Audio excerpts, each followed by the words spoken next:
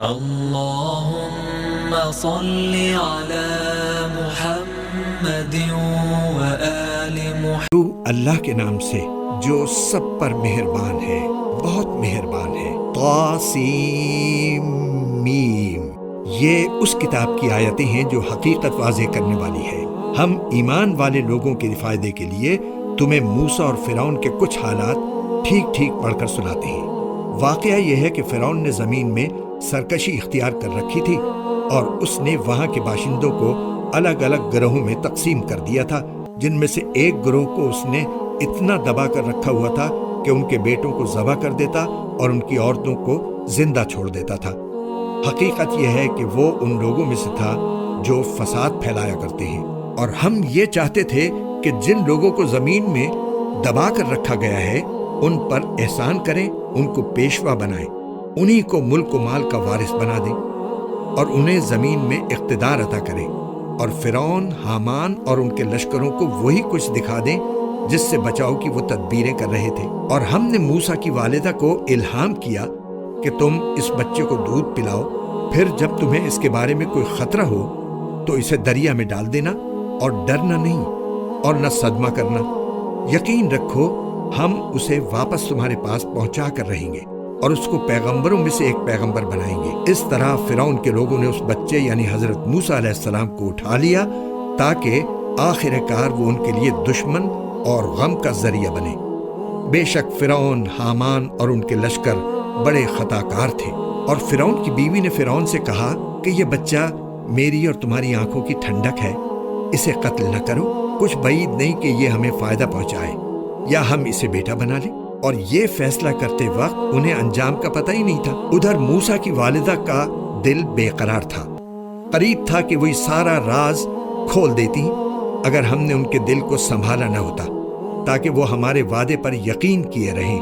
اور انہوں نے موسیٰ کی بہن سے کہا کہ اس بچے کا کچھ سراغ لگاؤ۔ چنانچہ اس نے بچے کو دور سے اس طرح دیکھا کہ ان لوگوں کو پتہ نہیں چلا، اور ہم نے موسیٰ پر پہلے ہی سے یہ بندش لگا دی تھی کہ دودھ پلانے والیاں انہیں دودھ نہ پلا سکیں۔ اس لیے ان کی بہن نے کہا، کیا میں تمہیں ایسے گھر کا پتہ بتاؤں جس کے لوگ اس بچے کی پرورش کریں اور اس کے خیر خواہ رہیں؟ اس طرح ہم نے موسیٰ کو ان کی ماں کے پاس لوٹا دیا تاکہ ان کی آنکھ ٹھنڈی رہے اور وہ غمگین نہ ہوں، اور تاکہ انہیں اچھی طرح معلوم ہو جائے کہ اللہ کا وعدہ سچا ہے، لیکن اکثر لوگ نہیں جانتے۔ اور جب موسیٰ اپنی بھرپور توانائی کو پہنچے اور پورے جوان ہو گئے تو ہم نے انہیں حکمت اور علم سے نوازا، اور نیک لوگوں کو ہم یوں ہی صلہ دیا کرتے ہیں۔ اور ایک دن وہ شہر میں ایسے وقت داخل ہوئے جب اس کے باشندے غفلت میں تھے، تو انہوں نے دیکھا کہ وہاں دو آدمی لڑ رہے ہیں، ایک تو ان کی اپنی برادری کا تھا اور دوسرا ان کی دشمن قوم کا۔ اب جو شخص ان کی برادری کا تھا اس نے انہیں ان کی دشمن قوم کے آدمی کے مقابلے میں مدد کے لیے پکارا۔ اس پر موسیٰ نے اس کو ایک مکہ مارا جس نے اس کا کام تمام کر دیا۔ پھر انہوں نے پچھتا کر کہا کہ یہ تو کوئی شیطان کی کارروائی ہے، حقیقت یہ ہے کہ وہ ایک کھلا دشمن ہے جو غلط راستے پر ڈال دیتا ہے۔ کہنے لگے، میرے پروردگار، میں نے اپنی جان پر ظلم کر لیا، آپ مجھے معاف فرما دیجئے۔ چنانچہ اللہ نے انہیں معاف کر دیا۔ یقیناً وہی ہے جو بہت بخشنے والا، بڑا مہربان ہے۔ موسیٰ نے کہا، میرے پروردگار، آپ نے جو مجھ پر انعام کیا ہے تو میں آئندہ کبھی مجرموں کا مددگار نہیں بنوں گا۔ پھر صبح کے وقت وہ شہر میں ڈرتے ڈرتے حالات کا جائزہ لے رہے تھے، اتنے میں دیکھا کہ جس شخص نے کل ان سے مدد مانگی تھی وہ پھر انہیں فریاد کے لیے پکار رہا ہے۔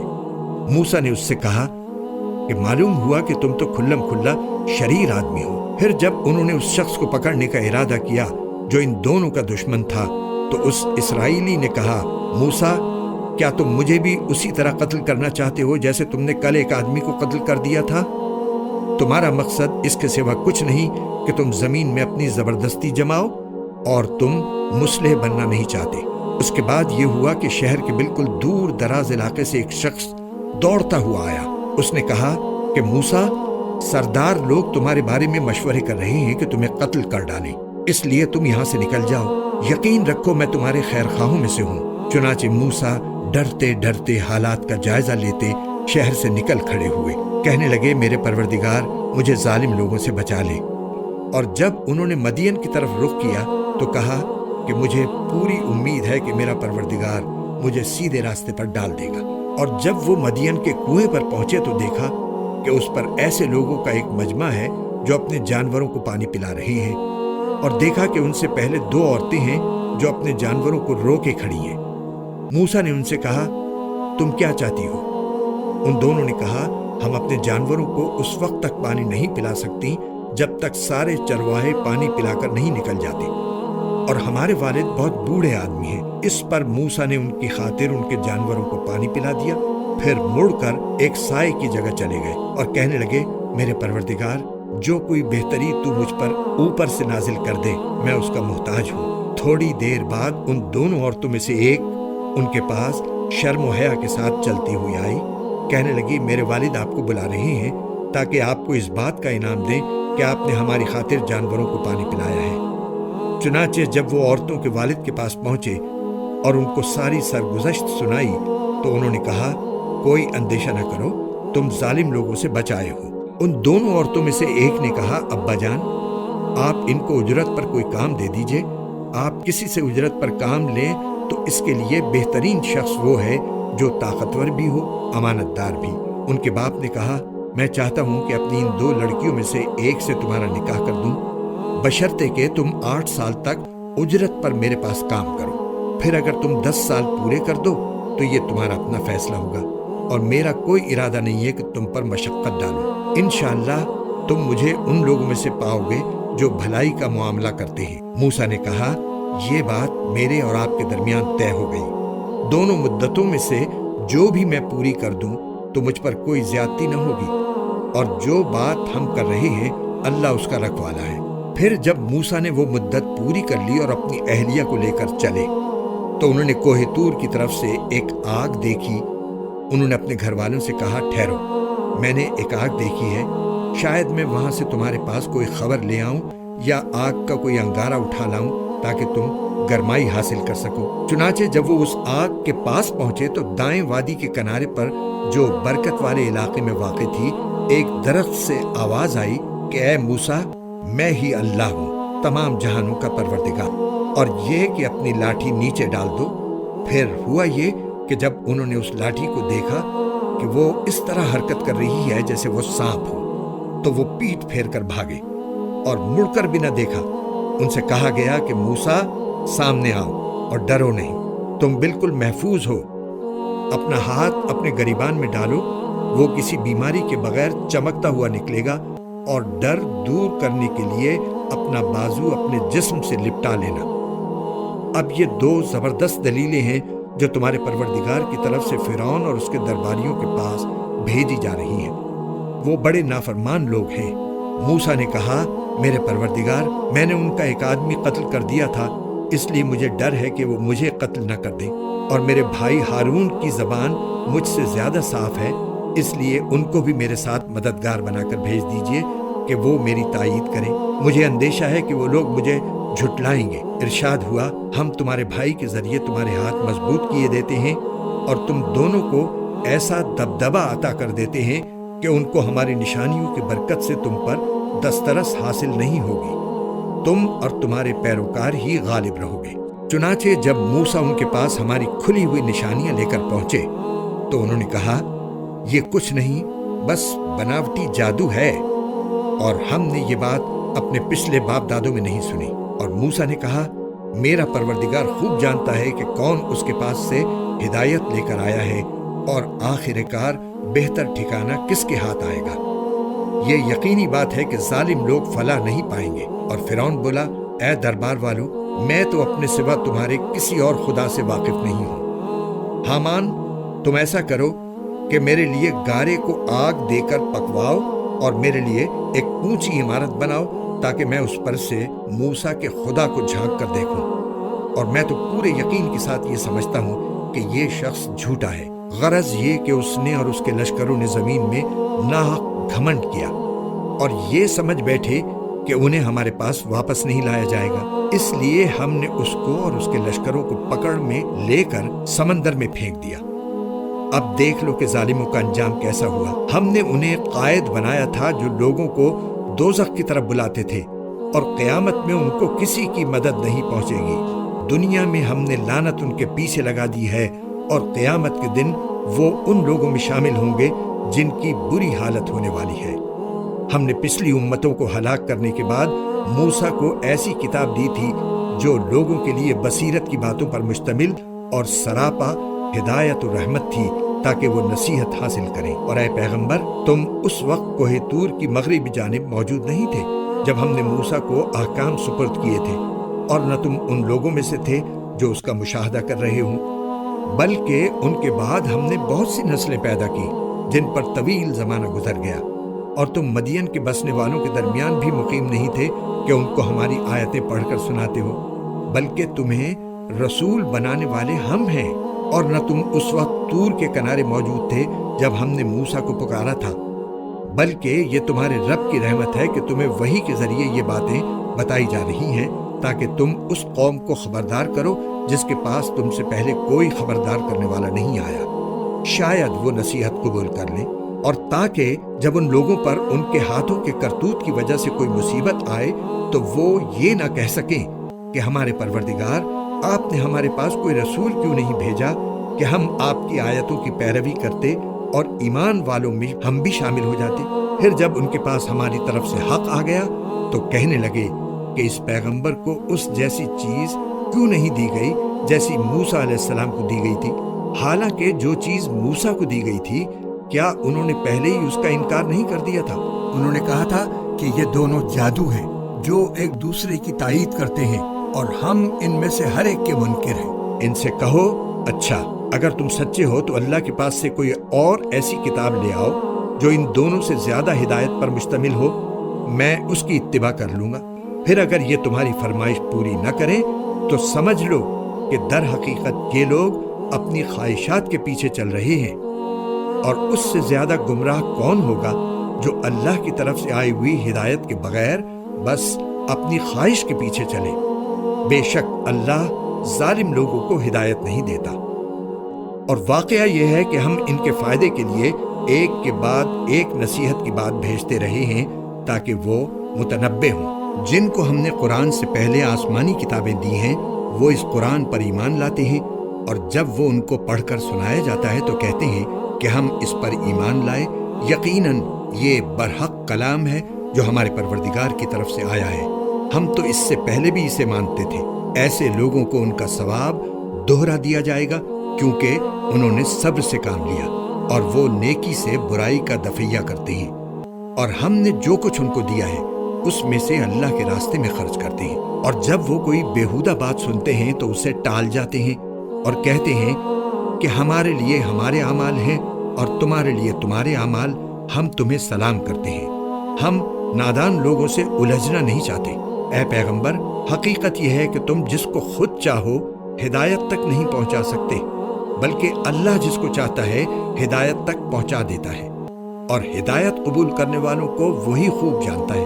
اور یہ لوگ کہتے ہیں کہ اگر ہم آپ کے ساتھ ہدایت کی پیروی کریں گے تو ہمیں اپنی زمین سے کوئی اچک کر لے جائے گا۔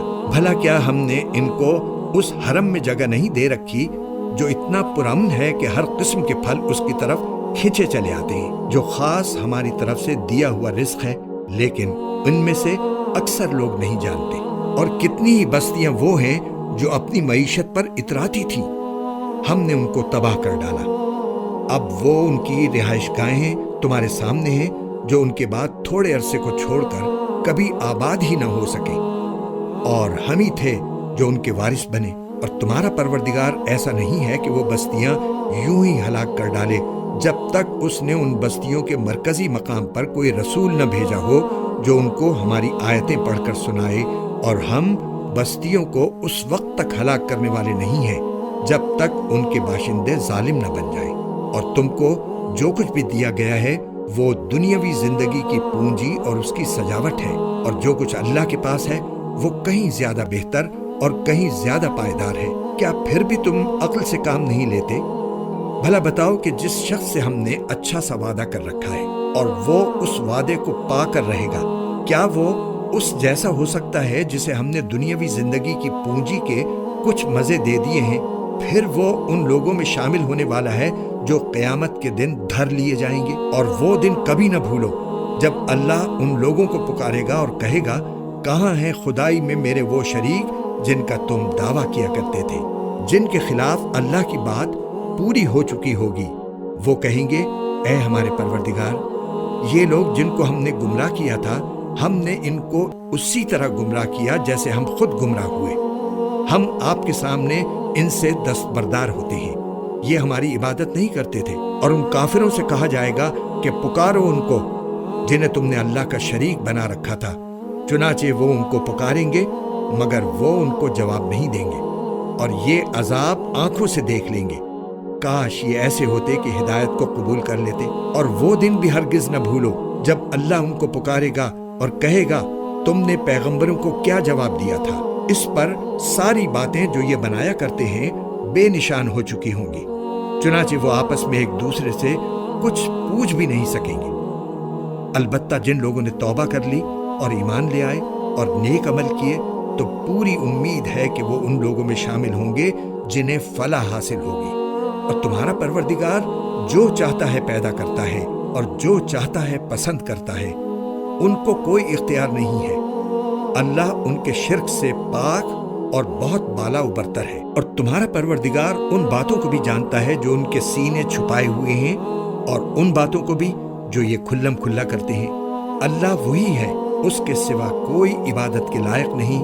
تعریف اسی کی ہے، دنیا میں بھی اور آخرت میں بھی، اور حکم اسی کا چلتا ہے، اور اسی کی طرف تم سب واپس بھیجے جاؤ گے۔ اے پیغمبر، ان سے کہو، ذرا یہ بتلاؤ کہ اگر اللہ تم پر رات کو ہمیشہ کے لیے قیامت تک مسلط رکھے تو اللہ کے سوا کون سا معبود ہے جو تمہارے پاس روشنی لے کر آئے؟